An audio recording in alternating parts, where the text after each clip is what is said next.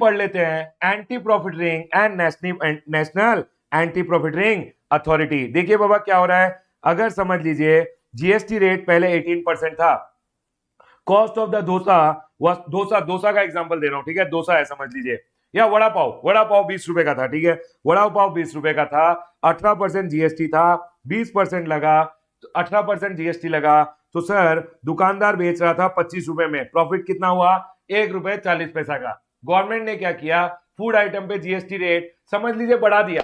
Government ने क्या किया, फूड आइटम पे जीएसटी रेट को कर दिया 28%। जैसे ही 28% करेंगे ना, वो 20 प्लस 28% मतलब 20 इंटू 28%, 5.6 लगाएगा, अपना 1 रुपया 40 पैसा का प्रॉफिट लगाएगा, और सर वड़ा पाव का दाम बढ़ा देगा, बोलेगा सर आज गवर्नमेंट ने बढ़ा दिया है तो मैं भी 20 प्लस 5 27 रुपीज कर रहा हूं। क्विकली बताइए मेरे को, क्या हाथों हाथ दाम बढ़ा देता है? जैसे ही गवर्नमेंट जीएसटी बढ़ाता है आपके पॉकेट से एक्स्ट्रा निकाल लिया जाता है। यस सर, गवर्नमेंट ने क्या किया, गवर्नमेंट ने जीएसटी रेट कम कर दिया, गवर्नमेंट ने जीएसटी रेट कर दिया 5%, 20 रुपए का वड़ा पाव, ठीक है, 1 रुपए का जीएसटी, उसने क्या किया, अपना प्रॉफिट बढ़ा लिया। अरे जीएसटी बढ़ा तो हमसे ज्यादा जीएसटी लिया, जीएसटी कम हुआ तो बेनिफिट तो आपको देना चाहिए था, वो कर रहा है प्रॉफिटरिंग। और गवर्नमेंट ने बोला है अगर प्रॉफिटरिंग करोगे तो नेशनल एंटी प्रॉफिटरिंग अथॉरिटी आपको पकड़ेगी और ऑर्डर पास कर देगी। तो सर आपने फिर भी अपना वड़ा पाव 25 में बेचा, तो गवर्नमेंट ने बोला आपने अपने पॉकेट में पैसे डाल लिए 2 रुपए 60 पैसे, जो कस्टमर को बेनिफिट आपको देना चाहिए था। अगर आपने नहीं दिया 2 रुपए 60 पैसे का बेनिफिट, सर मैंने 2 रुपए का दिया 60 पैसे का नहीं दिया, तो भी नहीं चलेगा, आपको पूरा बेनिफिट जो जीएसटी रिडक्शन के कारण हुआ है, जीएसटी रेट रिडक्शन के कारण हुआ है, वो कस्टमर को देना पड़ेगा। नहीं दिया तो आप कर रहे हो प्रॉफिटरिंग, और एंटी प्रॉफिटिंग का सेक्शन आप पे एप्लीकेबल हो जाएगा, और गवर्नमेंट करेगी, नेशनल एंटी प्रॉफिटिंग अथॉरिटी अपना ऑर्डर पास करेगी अगेंस्ट यू। ठीक है सर, उसके बाद बोला है समझ लीजिए जीएसटी आया। एवरीवन एक बात बताइए, जीएसटी आने से पहले आपको क्रेडिट 2 रुपए का मिलता था, जीएसटी आने के बाद क्या फ्री फ्लो ऑफ क्रेडिट होने के कारण आपको ज्यादा क्रेडिट नहीं मिल रहा है? सर ज्यादा क्रेडिट मिल रहा है, अगर ज्यादा क्रेडिट मिल रहा है बेटा तो आपका कमोडिटी का दाम भी तो कम होना चाहिए। आपने कमोडिटी का, आपका कॉस्ट 18 रुपीज था, लेकिन कमोडिटी को सेम प्राइस में बेच रहे हो। पहले आपका कॉस्ट, क्योंकि कैस्केडिंग इफेक्ट था, तो आपका कॉस्ट 20 रुपए थे, आप 25 में बेच रहे थे, 5 रुपए प्रॉफिट कमा रहे थे। अब जीएसटी आया, फ्री फ्लो ऑफ क्रेडिट हुआ, क्रेडिट ज्यादा मिल रहा है, तो बेटा क्रेडिट जो मिल रहा है उसका बेनिफिट आप कस्टमर को दीजिए ना, गुड्स का प्राइस रिड्यूस कीजिए। आपने क्या किया, प्रॉफिट अपना बढ़ा लिया। गवर्नमेंट ने बोला GST is an indirect tax, benefit customer को होना चाहिए। अगर आपने नहीं किया तो ये जो एक्सेस प्रॉफिट आप कमा रहे हो, excess profit due to reduction in GST rate और benefit of input tax credit, अगर commensurate benefit you shall pass to the commensurate benefit shall be passed on to the customer. अगर नहीं किया तो supplier shall be guilty of profiteering and national anti profiteering to deal against such supplier. Profiteering means to make illegal profit, unfair profit और illegal profit. Anti profiteering measures are introduced to prevent suppliers from profiting, ताकि suppliers profiting नहीं करे, इसीलिए anti profiteering measures बनाए गए हैं। Yes sir, चलिए आगे चलते हैं। Everyone over here now. अब हम समझ लेते हैं कि एंटी प्रॉफिटरिंग का जो नेशनल एंटी प्रॉफिटरिंग अथॉरिटी है, वो जो ऑर्डर पास करेगी वो कैसे प्रोसेस होता है, क्या प्रोसेस होता है। Process of determination of profiteering and passing of order by the national anti profiteering authority, section number 171 read with rule number 127 to 137। देखिए बाबा, पहले एक पर्सन रोएगा मेरे से डोसा का ज्यादा पैसा ले लिया, तो सर मेरे से वड़ा पाव का ज्यादा पैसा ले लिया। कंप्लेन कौन करेगा, पहले कंज्यूमर और एन ऑर्गेनाइजेशन और ए सप्लायर और ए ट्रेडर और ए रिटेलर, जो भी चाहे, पहले क्या करेगा, एक एप्लीकेशन लगाएगा विथ एविडेंसेस। देखिए सर, जीएसटी का रेट 18% था तो भी वड़ा पाव 25 में बेच रहा था, जीएसटी का रेट 5% हुआ तो भी वड़ा पाव 25 रुपए में बेच रहा है, गलत कर रहा है सर। तो गवर्नमेंट ने बोला है you have to file an application. ठीक है, पहले एक एप्लीकेशन लगाना होगा स्टैंडिंग कमेटी के साथ। समझ लीजिए आपका वड़ा पाव वाला ऑल अक्रॉस इंडिया फैला हुआ है, मतलब वो नेशनल लेवल का इशू है। Complain having issue of national nature, मतलब ऑल इंडिया इंपैक्ट है सर, ऑल इंडिया इंपैक्ट होगा उसका। ये जो आप जिस सप्लायर के अगेंस्ट जा रहे हो वो ऑल इंडिया ऑपरेट करता है sir, it's a national level issue. तो सर ऑल इंडिया इंपैक्ट अगर आपका इशू पे है, आपका इशू जो है वो ऑल इंडिया में इंपैक्ट डालने वाला है, तो आप जाओगे स्टैंडिंग कमेटी के पास। समझ लीजिए आपका जो इशू है सर, वो जो वड़ा पाव वाला है वो छोटा मोटा वड़ा पाव वाला है sir, all India national level पे इंपैक्ट नहीं होने वाला है। Complain that are of local nature, जिसका ऑल इंडिया इंपैक्ट नहीं है, तो उसके लिए आप स्टैंडिंग कमेटी के पास मत जाना, आप जाओगे पहला कंप्लेन लेके स्टेट लेवल स्क्रीनिंग कमेटी के पास। तो इन्होंने बोला है जो भी बच्चा रो रहा है, कौन कौन रो सकता है, कंज्यूमर हो, ऑर्गेनाइजेशन हो, सप्लायर हो, ट्रेडर हो, या कोई भी रिटेलर है, he can file an application with evidence. Sir अगर कोई ऑल इंडिया इंपैक्ट का कंप्लेन है तो बेटा स्टैंडिंग कमेटी के पास चले जाना। अगर लोकल नेचर का कंप्लेन है तो sir state level screening committee के पास अपना कंप्लेन लेके चले जाना, ठीक है। ये लोग क्या करेंगे, प्रिलिमिनरी स्कैनिंग करेंगे। देखिए आपका कंप्लेन अल्टीमेटली ऑर्डर पास करेगा नेशनल एंटी प्रॉफिटरिंग अथॉरिटी, लेकिन बेटा आप जो एप्लीकेशन लेके जा रहे हो, एविडेंस लेके जा रहे हो, उसका प्रिलिमिनरी चेक तो होगा, तो प्रिलिमिनरी चेक ये लोग करेंगे। तो यही बोला है यहाँ पे, सर समझ लीजिए एक लोकल नेचर का कंप्लेन मैंने स्टैंडिंग कमेटी को डाल दिया, कोई बात नहीं, स्टैंडिंग कमेटी भेज देगी, लोकल नेचर का अगर कंप्लेन है उसको फॉरवर्ड कर देगी स्टेट लेवल स्क्रीनिंग कमेटी को, ठीक है सर। ये स्क्रीनिंग कमेटी क्या करती है, screen the application to ensure supplier has contravened the provision of section number 171। Customer को समझ में नहीं आया, उसने कंप्लेन डाल दिया, एक्चुअली देखा जाए तो प्रॉफिटिंग हुआ ही नहीं है, तो बेटा आपका कंप्लेन रिजेक्ट कर दिया जाएगा। तो ये पहले प्रीलिमिनरी स्क्रीनिंग करेंगे, ठीक है सर। या फिर अगर आपका कंप्लेन डायरेक्टली यहाँ है तो ये स्क्रीनिंग करेंगे। अब लोकल नेचर का कंप्लेन आया, इधर से इधर आएगा, या फिर लोकल नेचर का कंप्लेन अगर इधर आ गया तो इधर से इधर आएगा, ये स्क्रीनिंग करेंगे और आगे फॉरवर्ड कर देंगे। Screen and forward application with recommendation for further action with in 2 months plus 1 month का एक्सटेंशन। मतलब ये कितने दिन में स्क्रीनिंग करेंगे, 3 महीने का टाइम है, 2 महीना प्लस 1 month एक्सटेंशन दे सकता है नेशनल एंटी प्रॉफिटरिंग अथॉरिटी, ठीक है sir.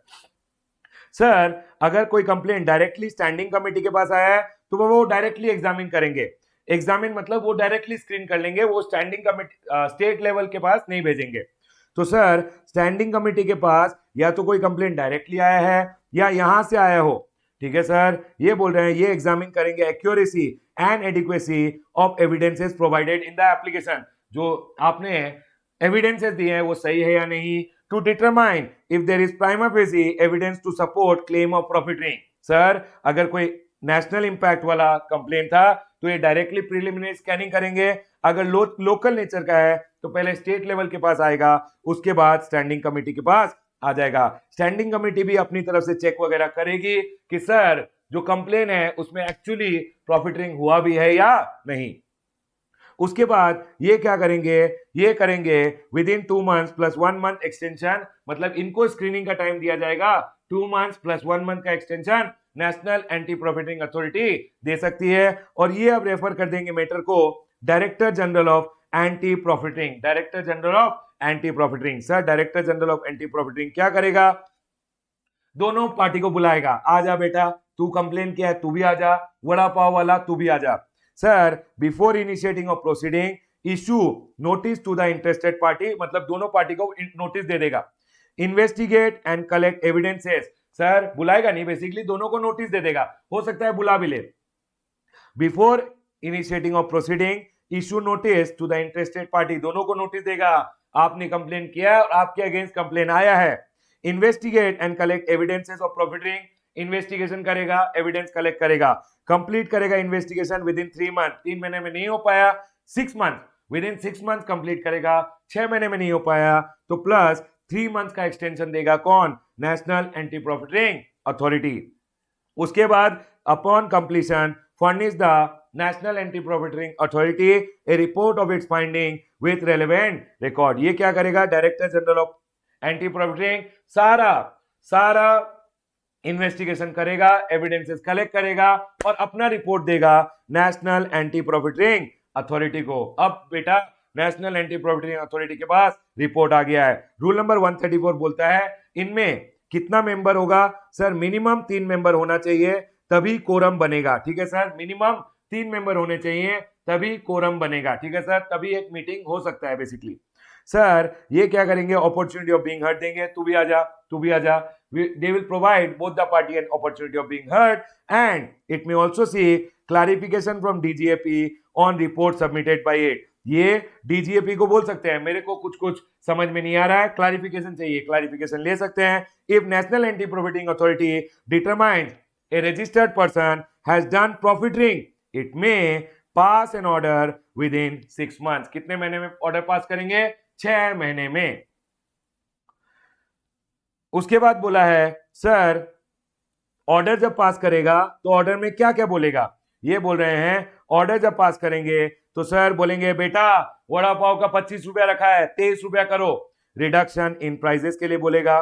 Sir return to the recipient बोलेगा एक काम कर, जो भी एक्स्ट्रा प्रॉफिट कमाए ना सारे रिसिपिएंट को वापस दे। मैं बोलूंगा सर कितने लोग वड़ा पाव खाए, कैसे ढूंढूं? तो ये बोल रहा है आप रिसिपिएंट को रिटर्न कीजिए with interest at the rate of 18%, amount equivalent to the benefit which was not passed on. जो बेनिफिट आपने अपने पॉकेट में रखा है वो रिसिपिएंट को रिटर्न करो। Sir from the date of collection till the date of return आपको इंटरेस्ट देना पड़ेगा।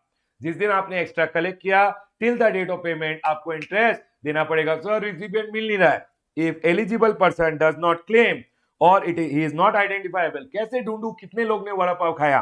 तो गवर्नमेंट ने बोला डिपॉजिट कर दे, हमारे पास deposit amount is in central and state consumer welfare fund with interest at the rate of 18%। Recipient नहीं मिल रहा है, कोई बात नहीं, कंज्यूमर वेलफेयर फंड में डाल दें।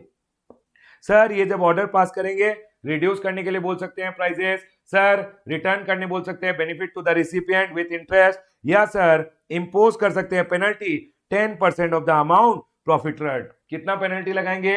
10% of the amount which you have done profiting. ठीक है सर, और याद रखिएगा अगर आपने अमाउंट पे कर दिया 30 दिनों में ऑर्डर के तो सर पेनल्टी नहीं लगेगा। No penalty if amount deposited within 30 days of the order.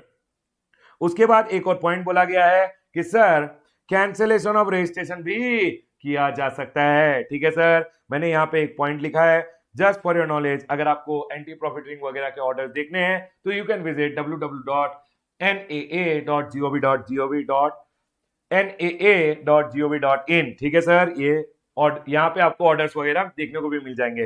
Rule number 135 बोलता है non compliance with order. Sir आपको बोला प्राइस रिड्यूस करो, आपको बोला पैसे वापस करो, आपको बोला पेनल्टी देना पड़ेगा अगर नहीं दिया 30 दिन में, आपको बोला रजिस्ट्रेशन कैंसिल कर देंगे। सर अगर आपने समझ लीजिए प्राइस वगैरह पैसे रिटर्न नहीं किए, आपने समझ लीजिए अपने प्राइस रिड्यूस नहीं किए, ये बोल रहे हैं non compliance to attract recovery proceeding. अगर आपने उनको रिटर्न नहीं किए पैसे, बेटा उल्टा लटकाएंगे और पैसा ले लेंगे। ठीक है सर। सर उसके बाद आता है इधर लेफ्ट साइड में कि सर फर्दर इन्वेस्टिगेशन और inquiry in existing investigation on receipt of report of डीजीएपी।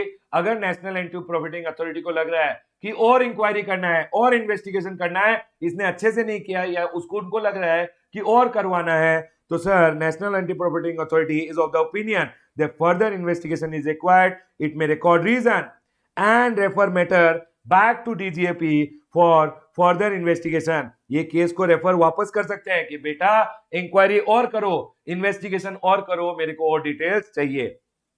Sir new investigation और इंक्वायरी कैन बी ऑर्डर। ये इनको और इंक्वायरी और नया इन्वेस्टिगेशन भी बोल सकते हैं। अभी तक तो आपने वड़ा पाव देखा था, रमेश इलेक्ट्रॉनिक्स में भी डील करता है। एक काम कीजिए उसके इलेक्ट्रॉनिक शॉप में जाइए और चेक कीजिए वहां प्रॉफिटिंग कर रहा है क्या।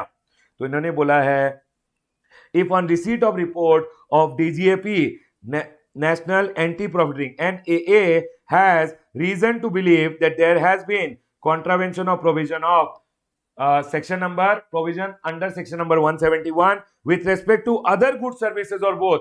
जो रमेश और गुड्स में डील करता है उसमें भी इनको डाउट है कि मैं कुछ ना कुछ घपला कर रहा हूं, मतलब एक्स्ट्रा कलेक्ट कर रहा हूं कस्टमर से, तो वो डायरेक्ट कर सकते हैं डीजीएपी को to investigate or inquiry such other goods services or both। पहले जो इंक्वायरी करके दिया है उसको भी रेफर बैक कर सकते हैं कि अच्छे से कीजिए, फर्दर इंक्वायरी कीजिए, और नया आइटम में इंक्वायरी करने के लिए भी बोल सकते हैं। सर ये जो एंटी प्रॉफिटिंग अथॉरिटी है इनका टेनर कितना होगा? गवर्नमेंट ने बोला ये जो लोग प्रॉफिटिंग करेंगे ये सर कितने साल तक करेंगे? तो गवर्नमेंट ने बोला ये जो एंटी प्रॉफिटिंग अथॉरिटी है ये कितने साल के लिए रहेगा? It shall be for 4 years from the date the chairman enters office. Tenure of the authority, national anti profiting authority का टेनर 4 साल का है। जब चेयरमैन अपना चेयर ले लेगा, मतलब जिस दिन बेसिकली वो जिस दिन काम अपना स्टार्ट कर देंगे। Note, national anti profiting authority came into existence on 30th November 2017. That is when the chairman assumed the office.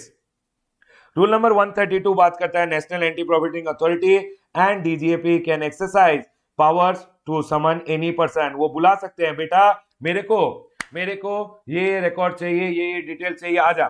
किसी को भी बुला सकते हैं, समन करने का उनके पास पावर है। यहां हमारा anti profiting, national anti profiting का चार्ट खत्म होता है।